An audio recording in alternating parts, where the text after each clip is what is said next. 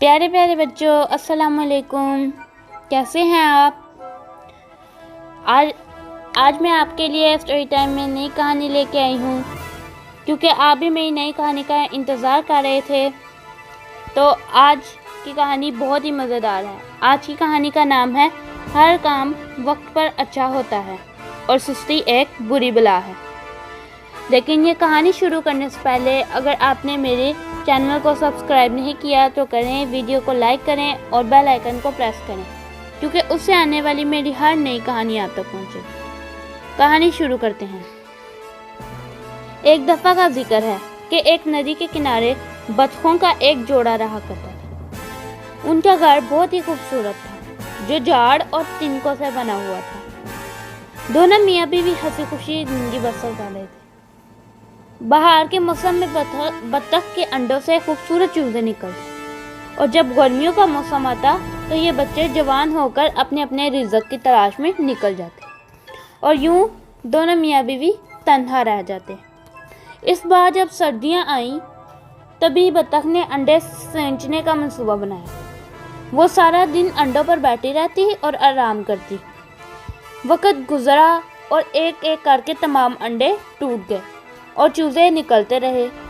جب 7 چوزے نکلے تو 8واں انڈا نہ ٹوٹا، اور بطخ نے انتظار کیا کہ وہ بھی ٹوٹ جائے تو وہ تمام بچوں کو لے کر ہی ایک ساتھ ہی باہر چلے جائے، مگر انڈا نہ ٹوٹا۔ ایک دن گزر گیا مگر انڈا نہ ٹوٹا، دوسرا اور تیسرا دن بھی گزر گیا لیکن انڈا نہ ٹوٹا۔ دونوں میاں بیوی بہت پریشان ہوئے، اور بطخہ بولا، ایک دن اور دیکھ لو، اور اگر چوزا نہ نکلا تو اسے چھوڑ دینا۔ جب اگلے دن بطخ انڈے کو چھوڑ کر جانے لگی تو انڈے میں حرکت پیدا ہوئی۔ بطخ یہ دیکھ کر رک گئی۔ انڈا ہلتا رہا مگر ٹوٹا نہیں۔ بطخ نے اپنی چونچ مار کر انڈے کو توڑ دیا۔ تھوڑی دیر بعد ایک موٹا اور بدصورت چوزا نکلا۔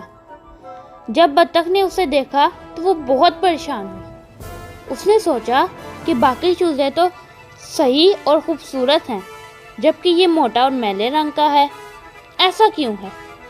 اس کو سمجھ میں نہ آیا۔ تو بطخہ جب گھر آیا تو اس نے موٹے اور بھدے چوزے کو دیکھا تو اسے بہت غصہ آیا۔ اس نے کہا کہ ہم اسے اپنے ساتھ نہیں رکھیں گے۔ بطخ بولی، یہ تو اللہ کی دین ہے، اگر وہ چاہتا تو سارے بچے خوبصورت ہوتے۔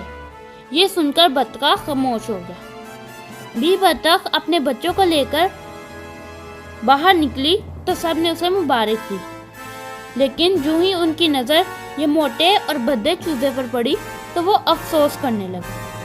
بطخ نے ان کی باتوں پر دھیان نہ دیا۔ جب وہ ندی میں اتری تو تمام چوزے اس کے پیچھے ندی میں اترے، لیکن موٹا چوزا اس ندی کے کنارے کھڑا یہ سب دیکھتا رہا۔ جب ایک ننھے چوزے نے ایک موٹی مچھلی پکڑی تو اس موٹے چوزے کو بھوک لگنے لگی۔ کافی دیر سوچنے کے بعد چوزا خود پر قابو نہ پا سکا اور پانی میں اتر گیا اور خوشی سے تیرنے لگا۔ وہ خوشی سے اپنی ماں کی طرف لپکا۔ بطخ نے دوسرے چوزوں کی طرح اسے بھی مچھلی پکڑنا سکھایا۔ ایسا کرتے کرتے شام ہو گئی، لیکن موٹا چوزا کوئی مچھلی نہ پکڑ سکا اور بھوکا رہ گیا۔ وہ روزانہ ہی بھوکا رہ جاتا۔ وقت گزرنے لگا۔ گرمیوں کی آمد تھی۔ وہ سب اب بڑے ہو رہے تھے۔ اس کے بھائیوں نے اڑنا بھی سیکھ لیا تھا اور مچھلیوں کو پکڑنا بھی۔ وہ اپنی ماں کے بغیر اپنا پیٹ بھر لیتے تھے، لیکن وہ ابھی تک ماں باپ کا ہی محتاج تھا۔ اس کا جسم سفید ہو چکا تھا اور چونچ بھی خوبصورت ہو گئی تھی۔ وہ پیارا دکھائی دیتا تھا۔ جو ہی گرمیوں کا موسم آیا، اس کے بھائی بہن گھر چھوڑ کر رزق کی تلاش میں نکل گئے۔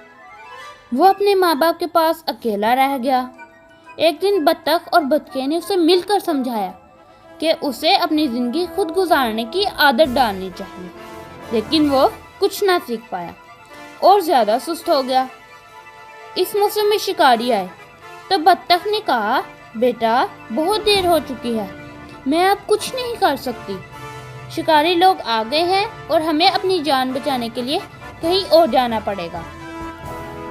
اگر تم وقت پر اڑنا سیکھ لیتے تو ہمیں آج مشکل نہ ہوتی اور ہم تمہیں ساتھ لے جاتے۔ اس کے ماں باپ اپنی جان بچانے کے لیے وہاں سے چلے گئے اور وہ وہاں اکیلا ہی رہ گیا۔ سست بطخ کئی دنوں تک شکاریوں کی نظروں سے بچتا رہا۔ وہ کبھی گھاس میں چھپ جاتا اور کبھی درخت کے پیچھے۔ اسے مچھلیاں پکڑنی بھی نہیں آتی تھی، اس لیے وہ بہت بھوکا رہنے لگا۔ وہ بہت کمزور ہو گیا اور اسے چلا بھی نہیں جاتا تھا۔ ایک دن وہ شکاریوں سے چھپ کر گھاس میں بیٹھا تھا کہ شکاری کتے کی نظر اس پر پڑی۔ اس نے پلک جھپکتے ہی اسے اپنے منہ میں ڈال لیا اور اپنے مالک کے پاس لے گیا۔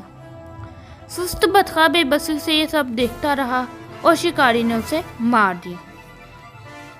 تو پیارے بچوں، اگر کوئی کام وقت پر نہ ہو اور پوری توجہ سے نہ ہو تو بہت زیادہ نقصان اٹھانا پڑتا ہے۔